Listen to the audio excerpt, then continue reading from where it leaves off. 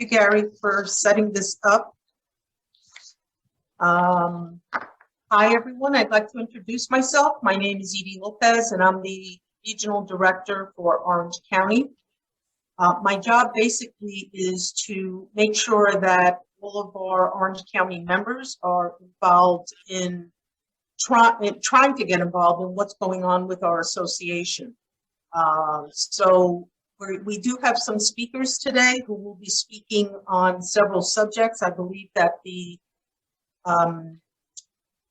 chart for what was going to be going on and who was speaking was first on there. So if anybody can, if you all saw that, that's the agenda. We're going to start with Crystal, who's our president, and she's going to be speaking to us about her vision for 2021.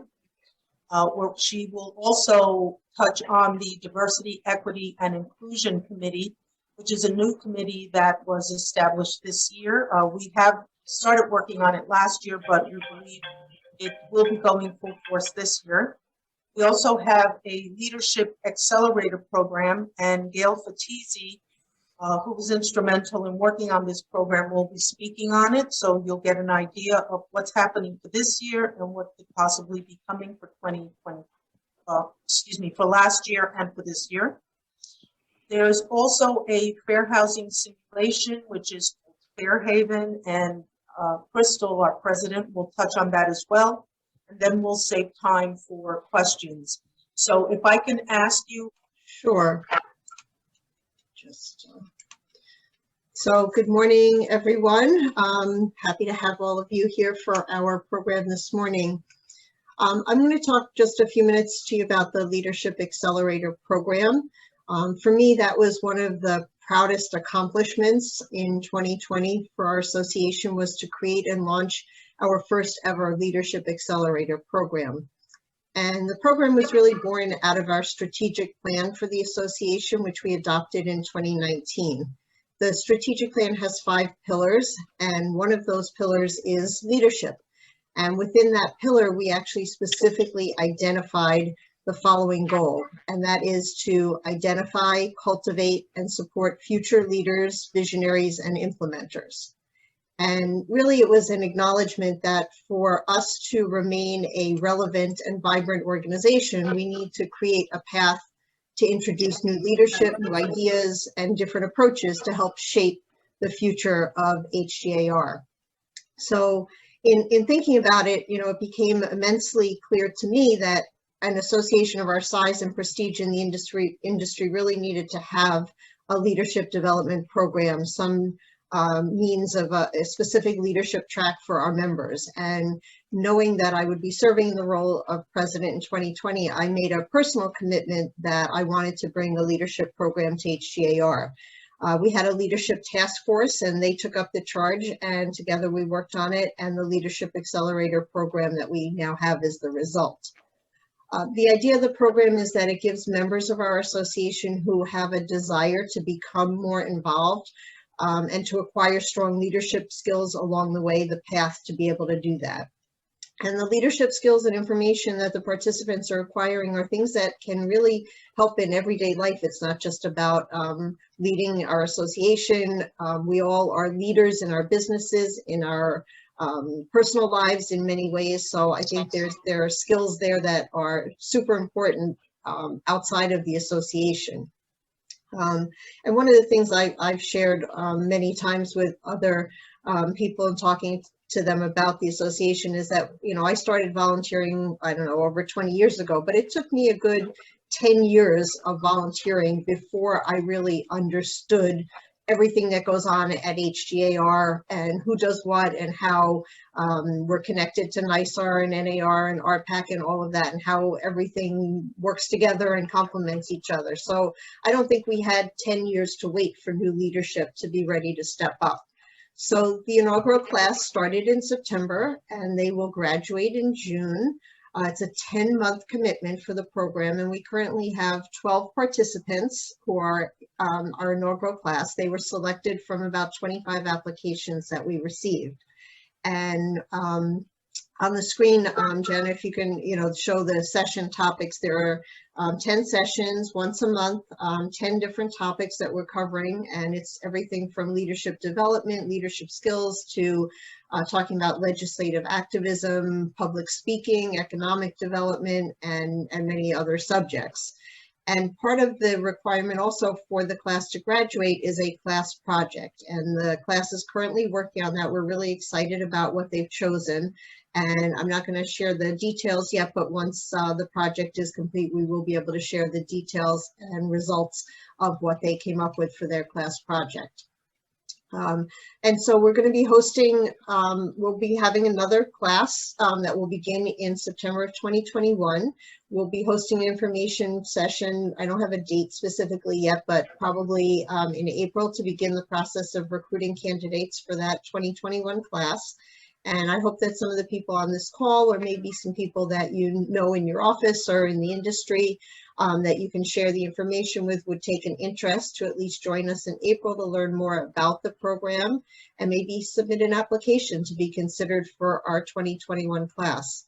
We'll also try to get some of the current participants to share their experiences and their takeaways during that session, because I think it would be important for everyone to, understand the insight and the value that they found in the program. And in the meantime, I'd be happy to offer that if anybody would like to learn more about Leadership Accelerator before April, I'm more than happy to speak with you individually, share more information, and answer any questions that you have. So I'm going to turn the floor back over to Edie or Crystal, wherever we are. Get Crystal back on, Gary? Oh, she's back. Yes, we do. Okay, Crystal, you're on. All right. Well, that was awkward, right? So thank you so much for your patience and actually dealing with this technical difficulty. So where was I? So I wanted to welcome everyone to coming to this regional meeting of the Hudson Gateway Association of Realtors. I wanted to highlight and emphasize that all of you are integral members of our association as being leaders and practitioners in your communities. And I'm asking you all to share with me in joining in my vision and effectuating its reality. Even right now in many parts of the world, it's a hopeless prospect to hope to be anything greater than the situation in which you were born into. Either there is a lack of access to opportunities, or they are simply not available. And worse yet still, there is still war and terror in many places that instills such a fear that the mere prospect of having the idea is something that is not desired. They let it go. However, in these United States of America, we hold as our belief that all men are created equal and have inalienable rights, and that with hard work and determination, we can be and achieve anything we want. The opportunities are there. We just simply need to grab them. Now, that doesn't mean that it's going to be easy, or that it doesn't mean that it's going to be easy or that there won't be competition. But the truth is that if we so seek to choose, it is there for our taking. We have been calling this the American dream. But I'm inviting you to now call it and see it as the American promise. Because you see, we believe that these opportunities are there for everyone, and there should be no design by our government or by our citizens to infringe upon the realization and achievement of those goals or those dreams, those aspirations. But dreams sometimes don't come true. Right? Sometimes they're unrealistic. Sometimes, they're simply not possible. And what's even greater is that you have to be unconscious to imagine them. But that's why I'm saying it can no longer be called a dream. It needs to be called a promise. A promise with the idea that it's defined this way. A promise is to render assurance to someone that one will definitely do, give, or arrange something. undertake or declare that something will happen. You and we are central to that promise. Earning a living, the freedom to choose where you want to live, the right to own land is all at the heart of our ideals. It's at the heart of the promise. Building wealth and equity for our lives, for us, for our families, to create a legacy. We are part of that. So my vision for the Hudson Gateway Association of Realtors is that we fulfill the American promise in 2021. And we're going to do this in the following ways. The first is through education. We must adopt new skills, mindsets, and values. We also need to understand the history and the areas of improvement in our industry so that we're not simply replicators of the past, but innovators and positive actors. So attention and promotion will be given to education opportunities from NAR, the New York State Association of Realtors, or NYSAR, and programs that will be designed by our association. Through the adoption of servant leadership is the next piece of that pillar. And this adoption will be expressed in both our behaviors and our values. Now, servant leadership is a way of guiding and leading people by making them successful through our actions.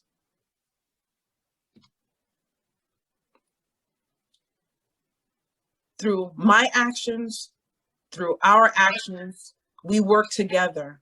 And we do this by being concerned and striving to value and understand others.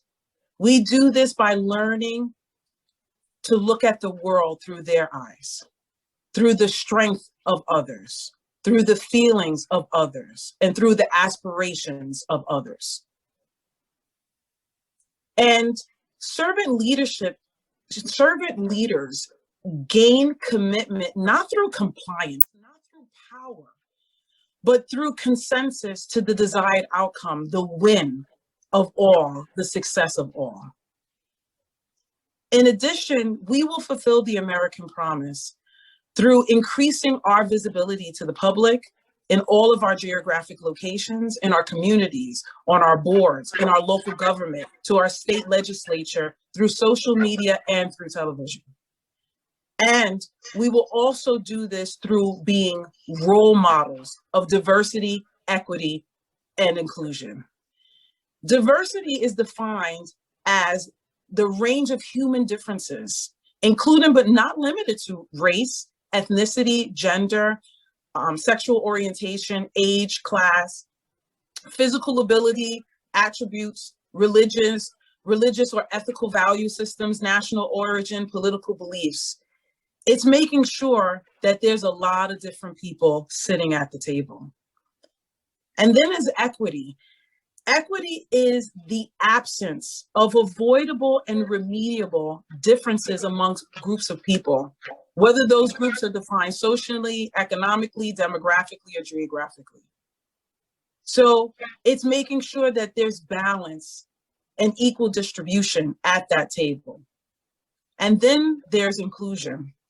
And inclusion means that all people, regardless of their abilities, disabilities, background, social status, race, religion, creed, and more, all have a right to be present, respected, appreciated, and valued. It's feeling like they deserve to be at the table. So please join me this year in fulfilling and being stewards of the American promise in 2021. And so I'd like to speak about the next undertaking of the Hudson Gateway Association of Realtors, and that is the formation of the Hudson Gateway Association of Realtors Diversity, Equity, and Inclusion Committee. So Gary, if we could please play the following video. Hello again, fellow colleagues, agents, and friends. If you don't know by now, I'm your 2021 president, Crystal Hawkins-Siska. And in my article last month in Real Estate in Depth, I asked, will you do the work? the work in helping us and our industry fulfill the American promise. To those ends, the Hudson Gateway Association of Realtors is forming a diversity, equity, and inclusion committee. And we're looking for those of our membership to put their hat in the ring and become a part of that committee. But I don't want to do all the talking. Hear from my team of all of us who are committed to the work. I'm Ishmael Kolya, and I commit to the work. The mission statement of the Diversity, Equity, and Inclusion Committee is, at Hudson Gateway Association of Realtors, we aim to create a more diverse and inclusive professional community in which all members are empowered to learn, thrive, and work as agents for change. We commit to diversifying our membership, creating a deeply diverse and inclusive organization for realtors and brokers, and embedding inclusive practices in the ways we work and learn with one another. My name is Anthony Ruperto, and I believe in the American promise. The scope of work of this committee will be to develop HGAR's diversity, equity, and inclusion strategic action and engagement in alignment with HGAR's strategic plan, and embedding diversity, equity, and inclusion eventually in all aspects of HGAR. I'm Joseph Rand. I commit to diversity. The committee will also hold regular meetings. The agenda will include brave space reserved for discussion of current issues, sharing personal experiences and advice, and business items such as workshops, special projects, and events. I am Christina Stevens, and I commit to equality. Additional work of the committee will be facilitate the implementation of strategic diversity, equality, and inclusion initiatives. I am proud to be a part of the diversity, equity, and inclusion. This is what we are, a diverse realtors.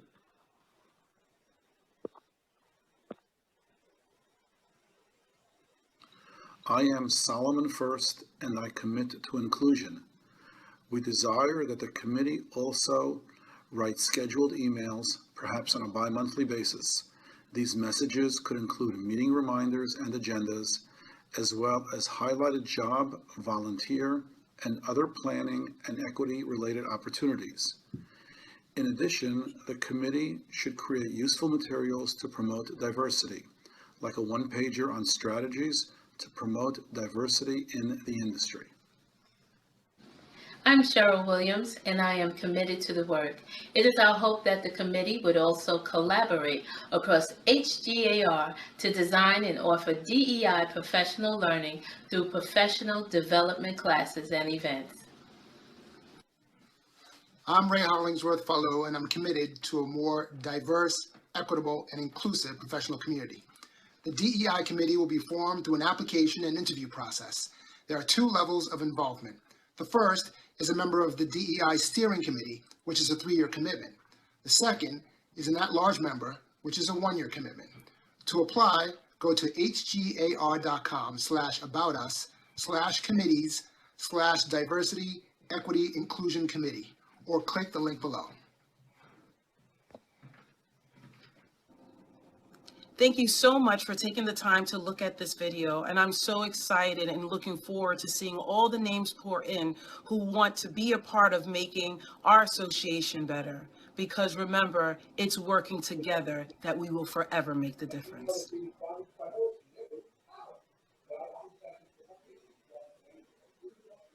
And I really believe that. It truly is by us all working together that we will make a difference. When you saw that video, can you see yourself as being a part of that committee? I hope so. And so I strongly urge you, please, to actually submit an application. Our deadline is coming up very soon on February 26th. So please put your hat in the ring and help to form and shape our organization and move us in a more forward-thinking direction by our diversity, equity, and inclusion efforts. Another innovative and expansive opportunity available to you, our members, is the Leadership Accelerator program, which is at the heart of Gail Fatizzi, who shared that with you today. So please also choose to be a part of that. One education opportunity also provided to us through the National Association as a Fair Haven simulation. So we could please take a moment to view this message for the National Association of Realtors.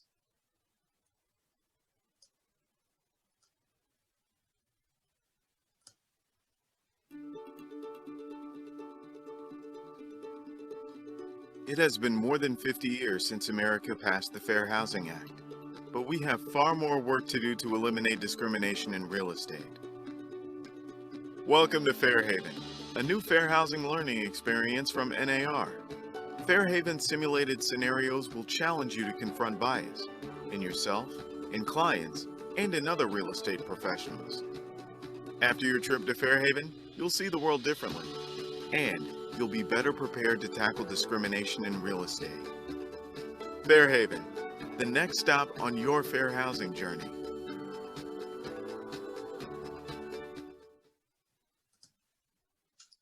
So at this moment, I'm going to pivot to Edie, and then I'll talk a little bit about what my intention is with the fair housing simulation for our association. So Edie, if you'd like to speak a little bit. Thank you, Crystal. Obviously, this some time ago, or probably about a year ago, Newsday did an expose and in Long Island, and found that, as a result of that expose, the Congress or the legislation is coming.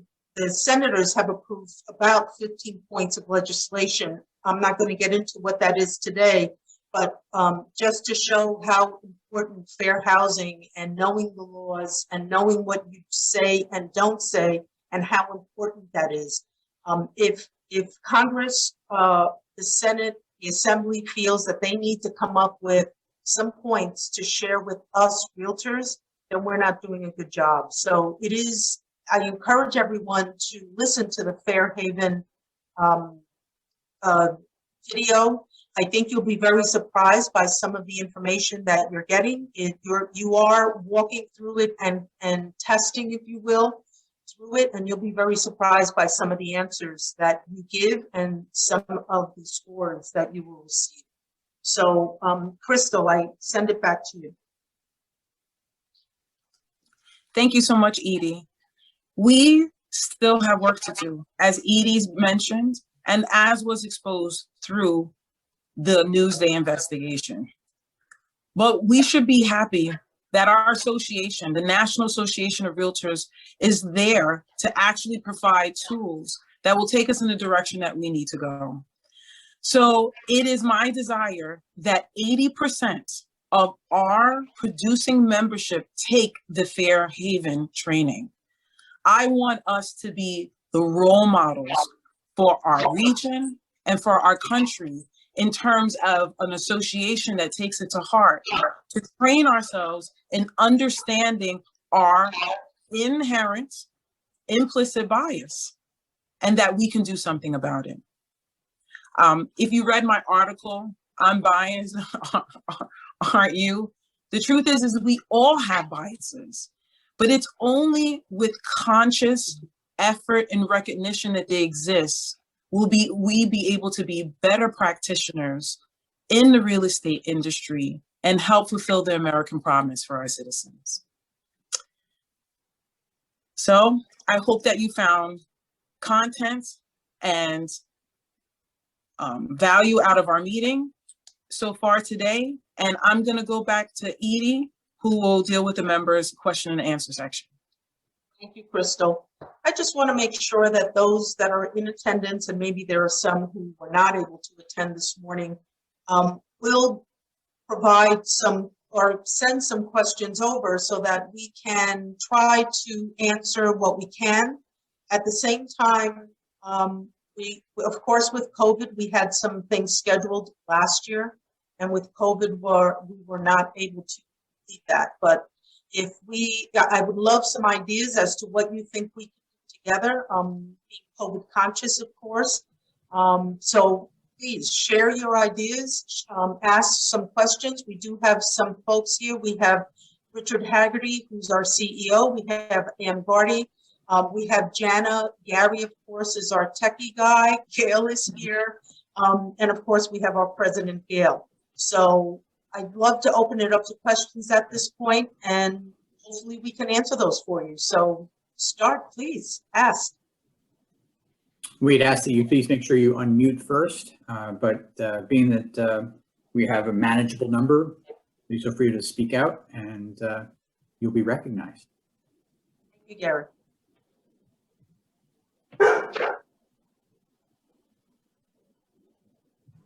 You can also put things in the chat if you want to do that. Okay, Carol is asking a question. So the question in the chat is, why can't our association make Fair Haven mandatory? I'm not sure who wants to answer that, Crystal. I would love it to be mandatory. I would love it to be mandatory. I will let Richard correct me if I'm wrong, but because of the fact that you are independent contractors, we can't say you have to do this. But I think that if we take to heart the climate that we're living in, the damage of what happened in Long Island to our industry and our reputation, it is the energy that's coming from our legislation that such training would be a part of our licensure. Okay. So I think we need to take to heart the energy there. Yeah. And I think that if all of you can please take the lead and actually take in the simulation, and my goal of at least 80% of our producing members and you encouraging others, we can set the climate for the rest of our association and our industry by how we behave. And that the fact that we take it seriously by making it a personal mandate for ourselves. Mm-hmm. Richard, would you like to say more about that? I think you hit it on the head, Crystal. We can't create barriers to membership unless NAR authorizes that. So for example, NAR says that we can require an orientation of 2.5 hours. We can require ethics training. We, at this point in time, cannot require fair housing training. NAR may revisit that.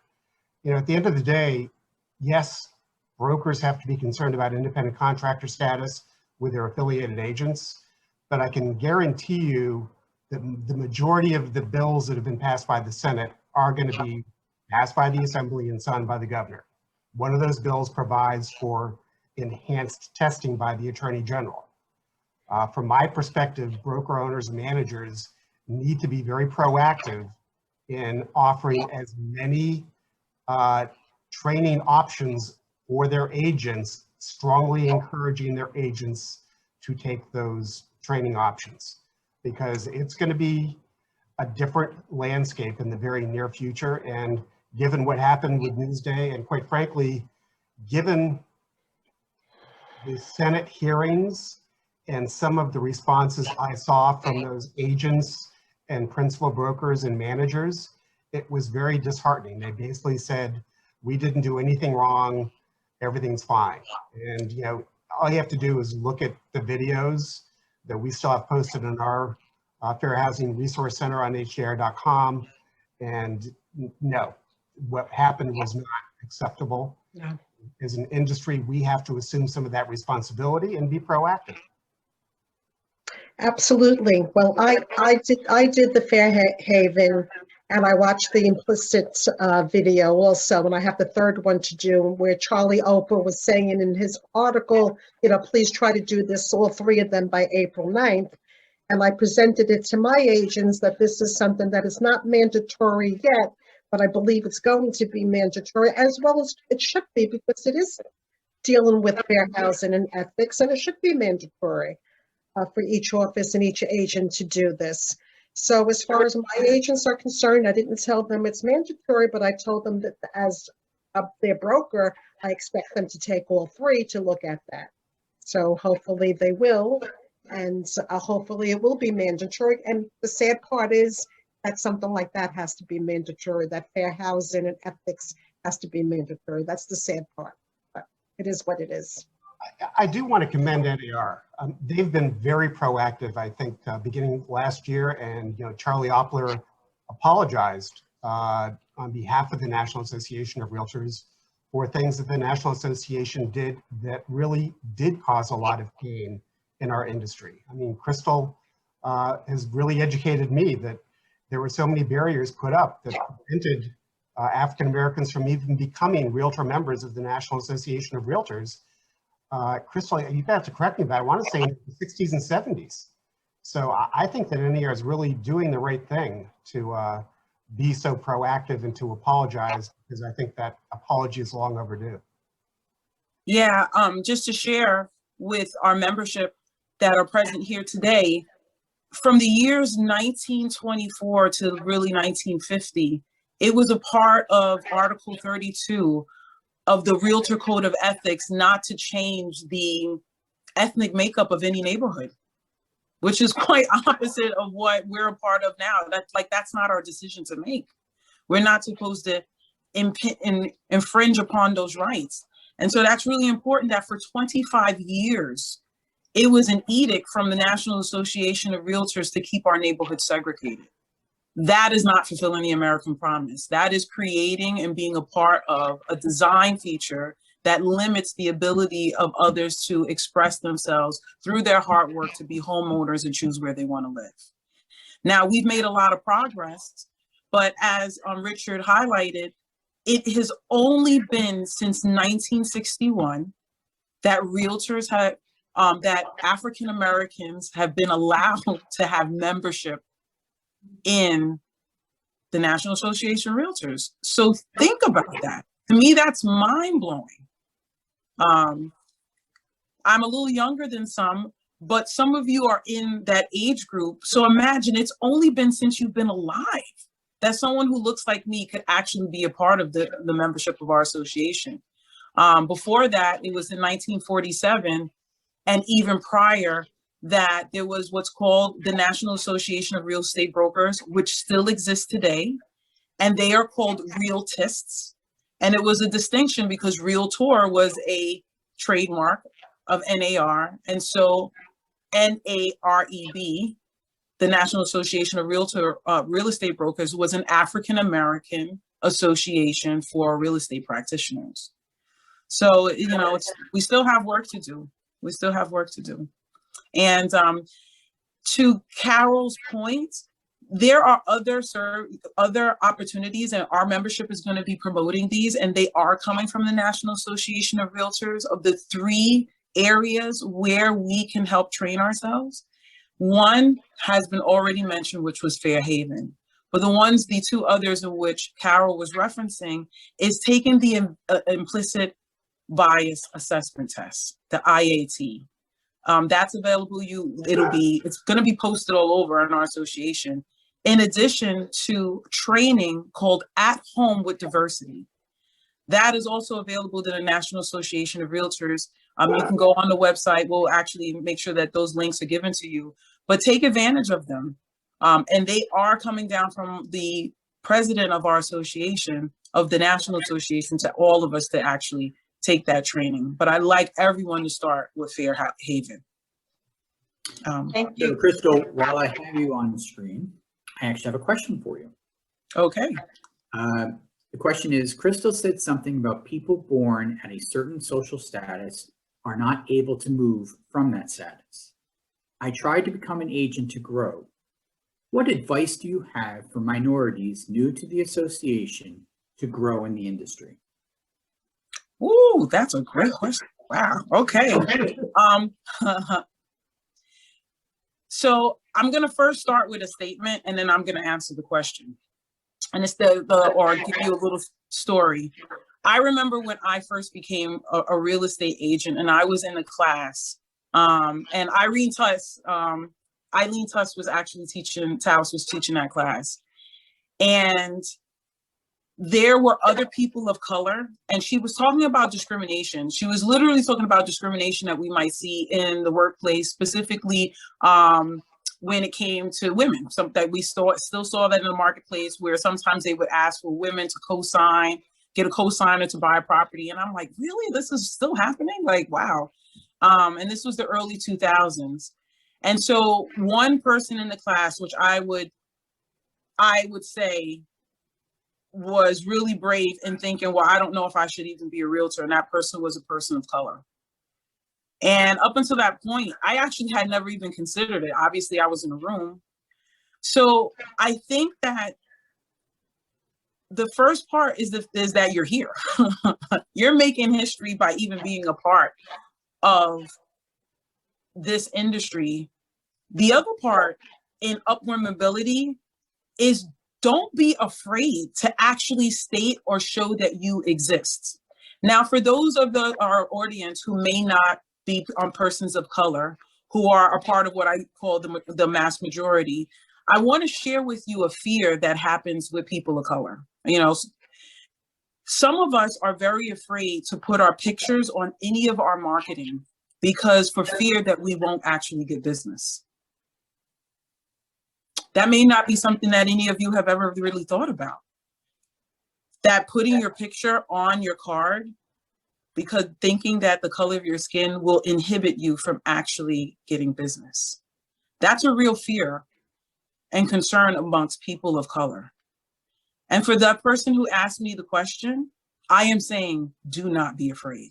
Put your information, your picture, plaster it all over everything, just like any other real estate agent, because in that you're already establishing that you yourself think you're equal to everyone else. So it starts with you. It starts internally with how you present yourself and your mindset of believing internally that you're just as good as anybody else. You market just like anybody else. You network just like anybody else. And also being a spokesperson when you do feel that maybe you are being discriminated against or not having opportunities in your workplace because of who you are. We need to know that because only by highlighting some of the issues are we going to be able to improve. I hope that answered your question. Thank you. Does anyone else have a question? I thought so. Mr. Clark has her hand up. Yes, Mr. Clerk. Who? Mr. Clerk. Catherine. I know that COVID's been hard on so many of us, and I've heard from a few folks who've been in some meetings that they didn't realize we can have like breakout groups and really visit with one another, and it's happened through some of the events that we've had recently.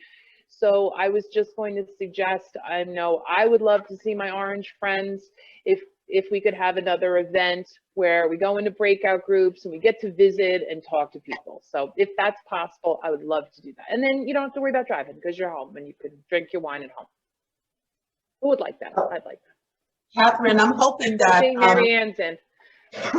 Excuse me. I'm hoping that as we get closer to the summer months, maybe even the fall, be able to do a little more hugging and getting together as we haven't since March of last year.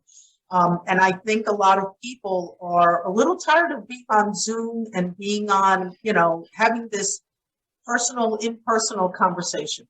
So thank you for that suggestion. And we'll try to do something like that. I mean, one of the things that I really would love to do as the regional director for Orange, and one of the reasons that I accepted this is that I wanted to be able to connect the counties, Orange in particular, to HGAR. As many of you know, there are, if you're on this call from different counties, you may not want, if you're in Westchester, you may not necessarily want to come up to Orange. If you're in Orange, you may not necessarily want to go to Putnam because of the distance, because of the bridge, because of the tolls. Those are some of the things that I've been told. So trying to get everybody together, whether it's on a Zoom call or in person later in the year, I think is definitely a goal for me. I love your suggestion, Catherine, and I'm looking for more suggestions. So it doesn't just have to be limited to this Zoom call. If anybody has a suggestion, I don't know, they obviously can contact me directly. It's edilopez@gmail.com. My phone number is 914-906-2890. And I welcome and hope that we get some more recommendations. And maybe, even as Crystal said about Fairhaven, share that in your office, because I think that's so important. Have a lunch. have a lunch meeting in your office maybe and have a few people look at that and share some of the information that you're getting from it. So I just think it's so important that we are spending time together, that we're all learning and that we're all sharing information. So, okay, Rachel also is on, she also put something into the chat and she says maybe an outdoor picnic barbecue in the summer if it's safe. I would love something like that because that, again, that's a way for all of us to be able to get together, and maybe that could be the first in-person COVID safety reunion that we can have. So I guess we're just going to have to play it by ear and see what the governor says about us getting together, or, you know, we'll take it upon ourselves to be careful as to when we're getting together. Also, there are some others. Thank you, Jana, for listing my information on the comments. And Kathleen, thank you to Crystal for her contributions to the Daily Post celebrating Black history in real estate. You can read them on the Daily Update, and there is a link there. You can go to hgar.com about us Black-History-Month. There is a lot of information to be shared amongst us, and I know we're not a big group today, but I would love to hear comments from people. And I'm not sure, Gary, where are we going to share this video? I believe we are going to send it out to the Orange County members of HGAR. Great. Okay, so hopefully we can get some additional comments, some additional suggestions, and hopefully we can get together, as I said, toward the summer or fall, and into, we can even have a little Christmas party this year. That would be great. You know, just to let you know, if you had any desire for us to coordinate a cocktail party similar to what we did before the installation, where we could set up a couple of, Gary would break everybody into groups for Zoom cocktails in March. We're more than willing to do that. St. Patty's Day Zoom cocktail party. We can definitely do that. So Gary, I'll speak to you about that, and I'll see what how we can schedule it and how we can get it out to all of the members so that we can get as much participation as possible. Absolutely. And Gail Fatisi has a question for you, Edie. Yes, Gail.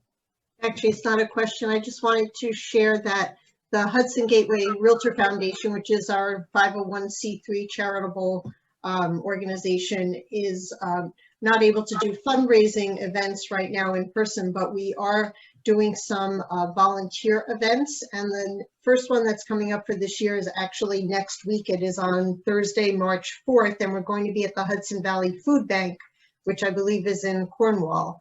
And we need a dozen or so volunteers to come to the food bank and help pack groceries and stock shelves and things like that. And it's all done, you know, with safety precautions in place. Everyone needs to wear a mask and gloves and keep socially distant, but it is a way to see people that we maybe haven't seen in a while. And we have found that the people who come out to volunteer for the foundation hands-on events are people that we generally don't see at other networking events or classes or different things. It's people who do want to do something for the community. So we have been organizing these events. That's the first one. There will be more, and they are announced in the Connections newsletter that goes out on Monday mornings, so you can keep an eye for those. But if anybody would like to volunteer for the food bank event next Thursday, we do still need volunteers for that.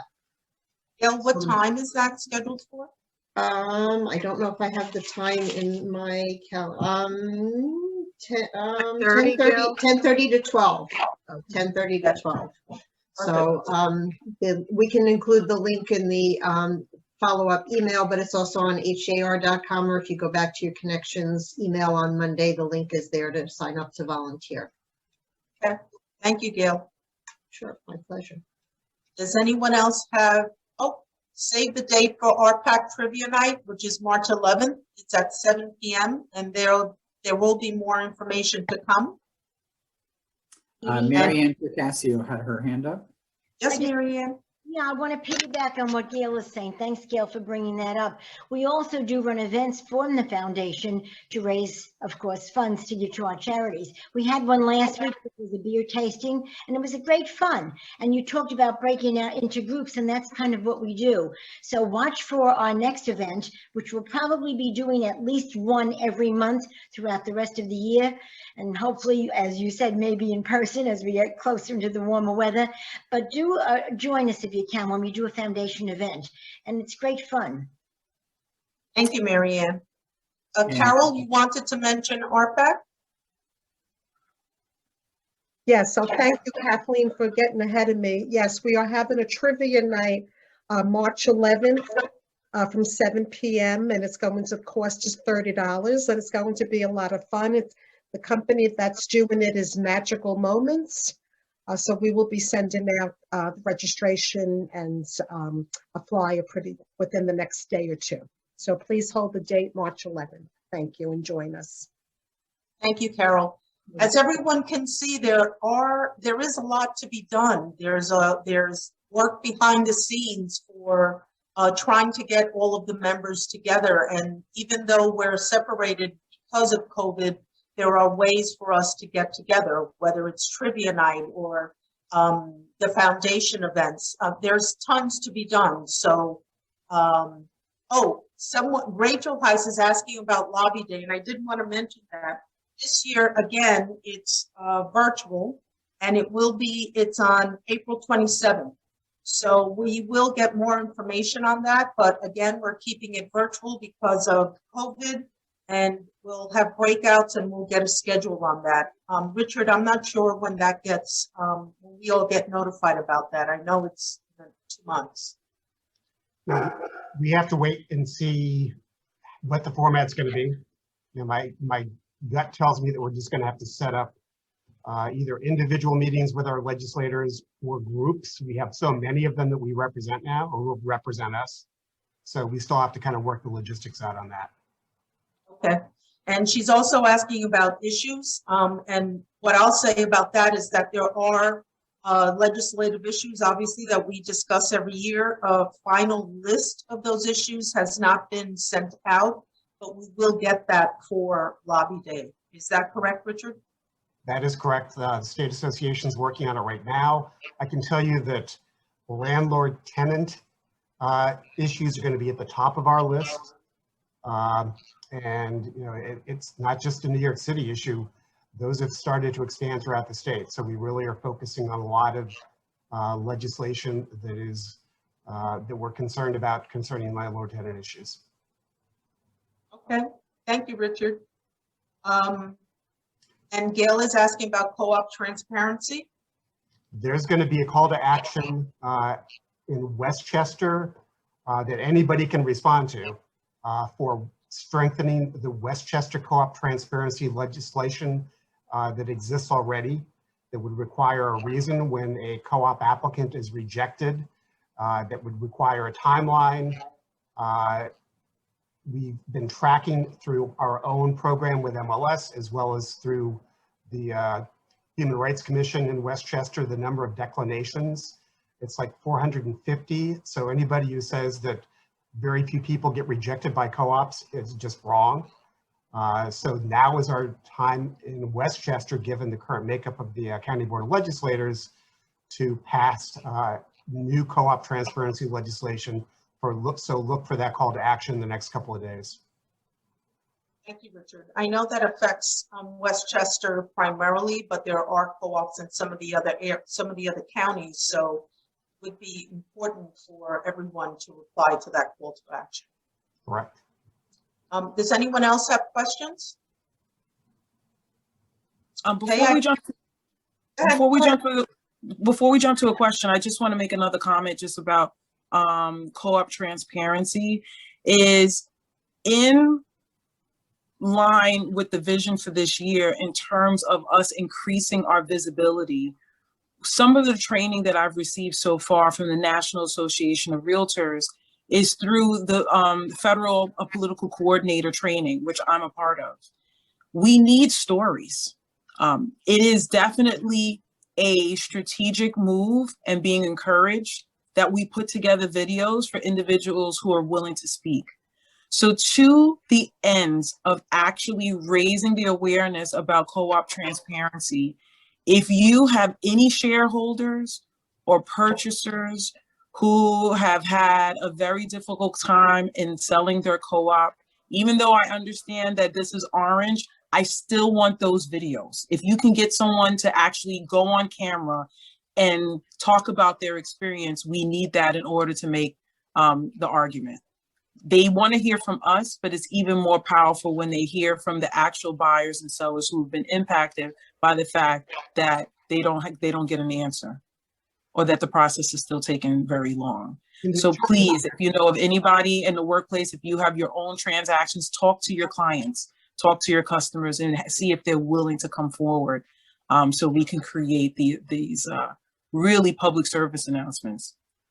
And to chime in on that, Crystal, this is a regional issue because there are folks who want to sell their co-ops maybe in the Bronx or in Westchester so they can move to Rockland or Orange or Putnam. And if they can't sell those co-ops, they can't, buy a house further north. I mean, a lot of us have kind of come from the city and moved, to the northern counties on this Zoom call right now. So this is a regional issue. Thank you, Richard. Does anyone else have a question? Well, I want to thank all of the speakers. I want to thank everyone who attended. Thank you so much for your attention. I look forward to hearing from some of you or many of you. I'm here, I'm available. Please contact me either through HGAR or the information that's in the chat. And again, thank you. And this ends our meeting. Thank you, Edie. Thank you.